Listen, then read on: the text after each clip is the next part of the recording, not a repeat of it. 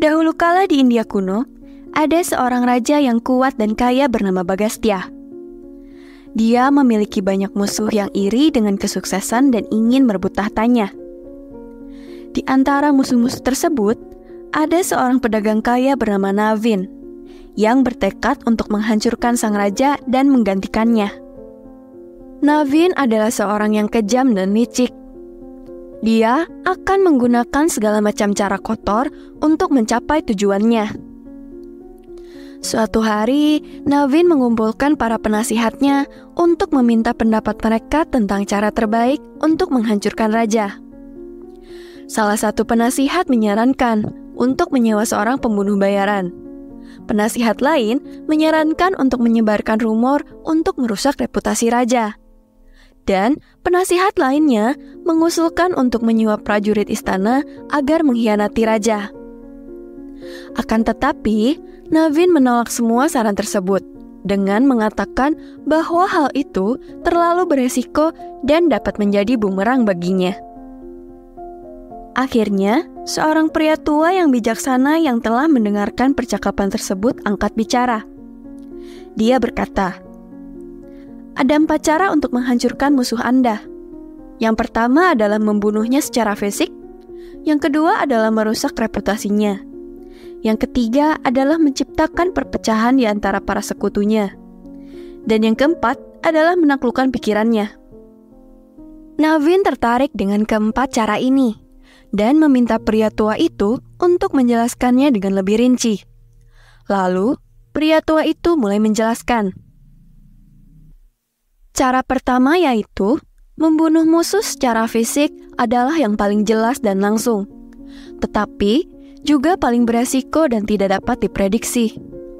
Jika gagal, musuh Anda mungkin akan menjadi lebih kuat dan lebih bertekad untuk mengalahkan Anda. Cara kedua yaitu merusak reputasi musuh adalah cara yang lebih halus dan tidak langsung. Dengan menyebarkan rumor dan kebohongan palsu tentang musuh Anda bisa mengubah opini publik agar melawan dan melemahkan basis kekuatannya. Tetapi, cara ini juga memiliki resiko, karena kebohongan Anda dapat terbongkar dan reputasi Anda yang menjadi taruhannya. Cara ketiga, yaitu menciptakan perpecahan di antara sekutu musuh Anda adalah strategi cerdik yang sangat efektif. Dengan menabur benih-benih ketidakpercayaan dan kecurigaan di antara para pendukung musuh Anda dapat melemahkan kesetiaan mereka dan menyebabkan mereka berbalik melawan raja. Tetapi, cara ini membutuhkan kecerdasan, juga kecerdikan yang tinggi. Karena Anda harus berhati-hati agar tidak ketahuan. Cara keempat yaitu menaklukkan pikiran musuh Anda adalah yang paling ampuh dan halus dari semuanya. Dengan menggunakan taktik dan manipulasi psikologis, Anda dapat membuat musuh Anda meragukan dirinya sendiri dan kehilangan semangatnya untuk bertarung. Cara ini membutuhkan kebijaksanaan dan wawasan yang luas, karena Anda harus memahami kelemahan dan ketakutan musuh Anda. Navin terkesan dengan kebijaksanaan pria tua itu, dan memintanya untuk mengajari cara menaklukkan pikiran musuhnya.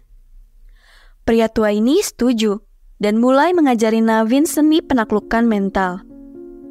Hal pertama yang diajarkan pria tua itu kepada Navin adalah memahami pikiran diri sendiri. Ia berkata, "Anda tidak bisa menaklukkan pikiran musuh jika Anda tidak bisa mengendalikan pikiran Anda sendiri. Pikiran Anda seperti kuda liar yang harus dijinakkan dan dilatih. Jika Anda membiarkan pikiran Anda dikuasai oleh amarah, keserakahan, atau ketakutan, Anda tidak akan pernah bisa menaklukkan pikiran musuh Anda." Hal kedua yang diajarkan oleh pria tua itu kepada Navin adalah memahami pikiran musuhnya. Ia berkata, "Anda harus mengenali musuh Anda sebaik Anda mengenali diri Anda sendiri. Anda harus memahami kekuatan dan kelemahannya, harapan dan ketakutannya, kesukaan dan ketidaksukaannya. Hanya dengan hal-hal tadi, Anda dapat menggunakan pengetahuan itu untuk keuntungan Anda." Hal ketiga yang diajarkan oleh pria tua itu kepada Navin adalah menggunakan taktik psikologis untuk memanipulasi pikiran musuhnya. Ia berkata, ada banyak taktik yang bisa Anda gunakan untuk menaklukkan pikiran musuh. Anda bisa menggunakan pujian untuk mengelus-elus egonya. Anda bisa menggunakan rasa takut untuk membuatnya meragukan dirinya sendiri. Anda bisa menggunakan rasa bersalah untuk membuatnya merasa malu. Dan Anda bisa menggunakan welas asih untuk menarik rasa kemanusiaannya. Tetapi, taktik apapun yang Anda gunakan, Anda harus berhati-hati agar tidak berlebihan atau musuh Anda akan mengetahui permainan Anda. Navin mendengarkan dengan seksama tips-tips dari pria tua itu dan mulai mempraktikannya. Dia mulai dengan mengirimkan hadiah dan pujian kepada raja, memuji kebaikan dan prestasinya. Dia juga mulai menyebarkan desas-desus tentang aktivitas raja, membuat raja terlihat lemah dan bodoh di mata publik. Dia bahkan berhasil menciptakan perpecahan di antara para sekutu raja dengan menaburkan benih-benih ketidakpercayaan dan kecurigaan di antara mereka. Seiring berjalannya waktu, rencana Navin tampaknya berhasil. Reputasi raja mulai menurun dan basis kekuasaannya mulai melemah. Tetapi Navin tidak puas. Dia ingin menaklukkan pikiran raja dan membuatnya meragukan dirinya, agar kehilangan semangat untuk melawan. Jadi, Navin memutuskan untuk menggunakan senjata yang paling ampuh dari semuanya, yaitu welas asih. Dia pergi ke istana raja dan dengan rendah hati memohon pengampunan, mengakui dosa-dosanya, dan mengungkapkan penyesalan atas tindakan-tindakan dia di masa lalu. Dia bahkan menawarkan diri untuk melayani raja dengan setia dan membantunya dengan cara apapun yang dia bisa. Raja terkejut dengan perubahan sikap Navin yang tiba-tiba. Akan tetapi, raja merupakan sosok pria yang bijaksana dan penuh kasih. Ia mengetahui permainan Navin, namun ia memutuskan untuk memberinya kesempatan untuk membuktikan ketulusannya. Maka, ia menerima tawaran Navin dan menjadikannya sebagai salah satu penasihatnya yang paling dipercaya. Ketika Navin bekerja sama dengan raja, Navin mulai melihat segala sesuatunya dari sudut pandang yang berbeda. Dia menyadari bahwa keinginannya untuk kekuasaan dan kekayaan telah membutakan dirinya terhadap arti sejati kehidupan. Ia melihat penderitaan dan kemiskinan rakyat, juga merasakan empati yang mendalam terhadap mereka. Ia juga melihat kebijaksanaan dan kasih sayang raja dan merasa terinspirasi oleh teladannya.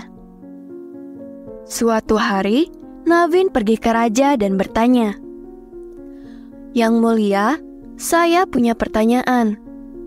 Anda telah menunjukkan kepada saya kebaikan dan welas asih yang luar biasa meskipun saya adalah musuh Anda. Bagaimana mungkin Anda begitu baik dan penuh kasih terhadap seorang yang mencoba menghancurkan Anda?" Raja tersenyum dan berkata, "Navin, saya tidak baik dan penuh kasih karena saya lemah atau bodoh.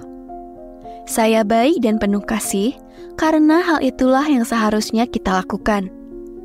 Musuh terbesar bukanlah orang yang mencoba menghancurkan kita secara fisik, tetapi orang yang mencoba menghancurkan kita secara spiritual. Ketika kita menanggapi kebencian dengan cinta, kekerasan dengan perdamaian, dan keserakahan dengan kemurahan hati, kita tidak hanya menaklukkan pikiran musuh kita, tetapi juga pikiran kita sendiri." Navin sangat tersentuh oleh kata-kata raja, dan menyadari bahwa dia telah menjadi orang yang bodoh karena berpikir bahwa kekuasaan dan kekayaan dapat membawanya pada kebahagiaan. Dia memutuskan untuk mengikuti teladan raja dan mendedikasikan hidupnya untuk melayani orang lain. Setelah kejadian itu, Navin menjadi salah satu dermawan terbesar di negeri itu, menggunakan kekayaan dan pengaruhnya untuk membantu orang miskin dan yang membutuhkan. Ia juga menjadi pengikut setia Buddha Gautama, yang mengajarkan 4 cara untuk menghancurkan musuh. Bukan dengan kekerasan fisik, tetapi dengan mengembangkan welas asih, kebijaksanaan, dan kedamaian batin. Akhirnya, Navin menyadari, kemenangan sejati tidak datang dari kekuatan fisik atau kekayaan materi. Ia juga tersadar bahwa musuh yang sebenarnya tidaklah berada di luar sana, tetapi ada di dalam dirinya sendiri dalam bentuk kebodohan, keserakahan, dan kebencian. Ketika kita menaklukkan musuh-musuh batin ini, kita dapat mengatasi segala macam rintangan dan mencapai kebahagiaan sejati. Kisah Navin juga mengajarkan kepada kita bahwa musuh yang paling sengit pun bisa menjadi teman ketika kita mendekatinya dengan kebaikan dan kasih sayang. Lalu, pengampunan dan rekonsiliasi lebih kuat daripada balas dendam dan kebencian. Pada akhirnya, cerita ini mengingatkan kita bahwa tindakan kita memiliki konsekuensi. Maka dari itu, kita harus berusaha untuk menjalani hidup dengan integritas dan kasih sayang, memperlakukan orang lain dengan kebaikan dan rasa hormat, serta selalu berusaha untuk melakukan hal yang benar, bahkan ketika menghadapi kesulitan sekalipun. Jika Sobat Bijak merasa video ini bermanfaat, jangan lupa untuk like and subscribe. Oke? Salam bijak!